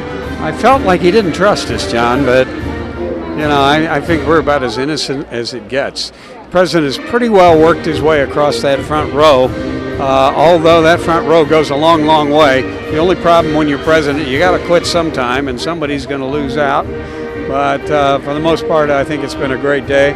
The crowd is starting to move and thin out. It's going to take a while for people to get out of town. It will, and I'm sure they will have him leave first before they do. Yeah, people are moving toward the gates, but I think they're going to find out. I don't think they're allowed to leave, are they? Now that I don't know. I imagine they may have to stay here because there are a caravan of at least a half a dozen buses, if not more. I'm going to put my boss to work, Jim Baldwin, who's Director of Telecommunications. As the president shakes hands, move across, your thoughts. This is your first sitting president? First time I've seen a sitting president in person, yeah. What kind of work did you guys have to go through at Telecommunications to get prepared for this? Well, we integrated with the various departments of the White House, the press department, the Secret Service, etc. And we installed a fair number of phone lines, over 50, in various locations. What do they use 50 phone lines for? Just various purposes, mainly the media, dealing with laptops. They don't use broadband access at all. They use dial-up internet. Okay. So that's a lot of it, hooking up computers, etc. You said campaign money will pay for that. Yes. The city of Lebanon, and this would be a question I think Mr. Clements will be on in a little while. Right. He would better be able to answer this than I, but for all of our work, we're submitting a bill to the campaign. Right. So there will be no cost expended by us. I think that's fine. You know, that works out great. We wanted a chance to talk to Pat Clements and Mayor Brewer as the crowd thins out a little bit. Do you understand, as I do, Jim, that I don't think they're allowed to leave, are they? The protected area? I think you're allowed to leave out the same area you came in. Okay. After the president leaves, I think the city will open up again, the protected area. But while he's here, you're only allowed to leave out the area you came in, and then you're not allowed to re-enter. Okay. Trying to spot. So the motorcade route will be blocked as well until the president leaves.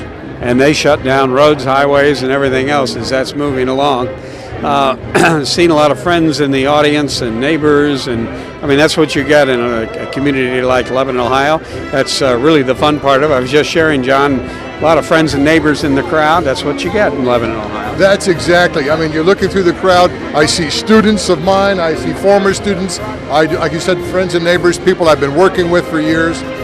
This is an event in which the entire community came out because it's such an important thing for Lebanon and Warren County.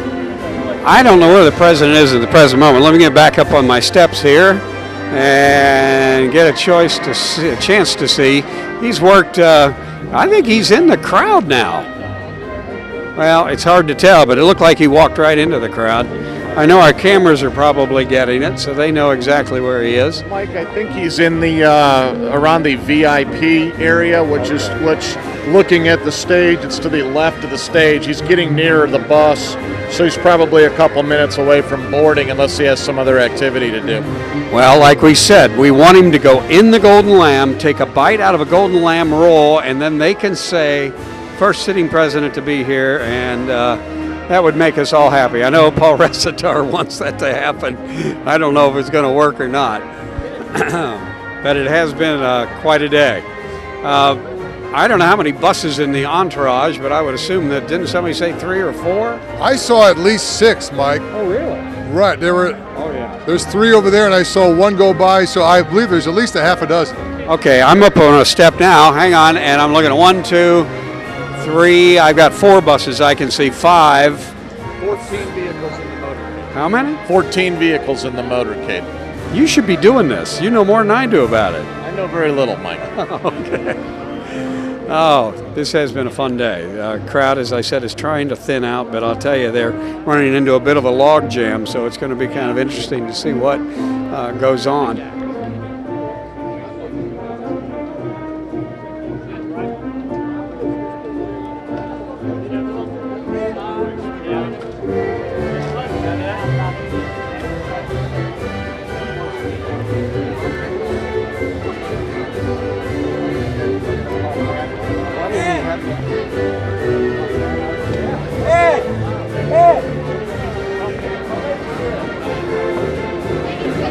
As long as we have the president moving along, maybe we'll keep a shot on that. We're trying to pick up on Pat Clements to talk to the city manager, get an idea of how much work was involved in this. I know Pat Clements, the city manager, was actively involved in everything that was going on, so much so I could barely talk to him. He was so busy. This is quite an undertaking when you put this together. For the city to get involved, and of course to work hand in hand with the Secret Service, and the preparation for the seating, for the blocking of streets, for the checking. It was a major undertaking, which all took place within less than 2 weeks, I believe. Yeah, there were a lot of people that knew about it and kept it secret. In fact, I knew about it, and I was told, John, you'll love this. We've been talking about our lovely wives. I was told, you don't even tell your wife. I didn't, and when she found out about it, she was furious. She said, I can't believe. I said, they told me I couldn't tell my wife. She found out, the bad part about it was she found out from somebody else. Oh. So if I'd had the opportunity to tell her, but you know how that one works, one way or the other. We're still following him in the crowd. I'm going to go back up the steps here and see if we can pick him up. He is definitely in the VIP section, and that's one of the reasons why we're not talking to any VIPs. They're all over trying to meet the president.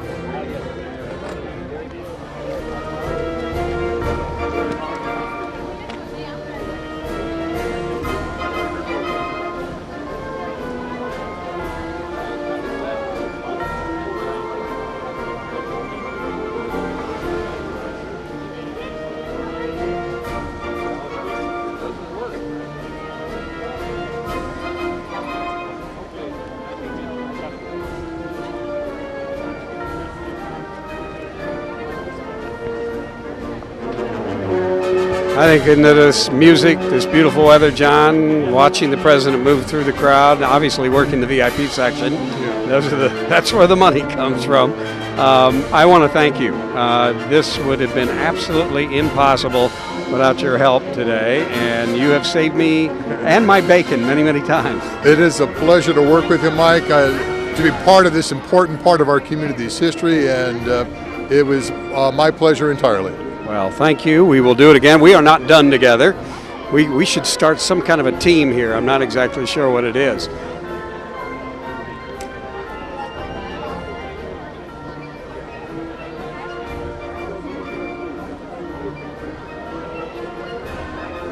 I do want to thank the help of the city. They have made it easy for us. I want to thank the security people, Jim Baldwin and his people. Everybody put a lot of work into this. We did get a lot of cooperation out of did you work with the White House people or security people, Jim? We worked with both, actually. The White House liaison, Catherine, very helpful to us, enabling us to set up here with all the other national media that they're used to dealing with, and made it a very pleasant experience, hopefully, for our viewers. Well, we hope to bring this to you many times, but I think this may be in my lifetime the last time. It may not be. I mean, how many years has it been since we've had one? Never. Is he back up on the podium yelling? We'll check that, keep our cameras on him and see. But I think he's, hopefully he's doing what I asked him to do, is go over to the Golden Lamb and buy something or eat something. He doesn't even have to pay for it, does he? No, he doesn't. I'm sure it'll somehow be given as a donation. Well, they are departing. I think the president's about ready to leave, and I think it's our time to say goodbye, too, for the telecommunications department, all the hard-working guys, Wayne and Paul on the camera, and, of course, our ever-present Joe, who does everything. And for John Zimkus, I'm Mike McMurray. You have a wonderful day. We'll see you next time on The City Show.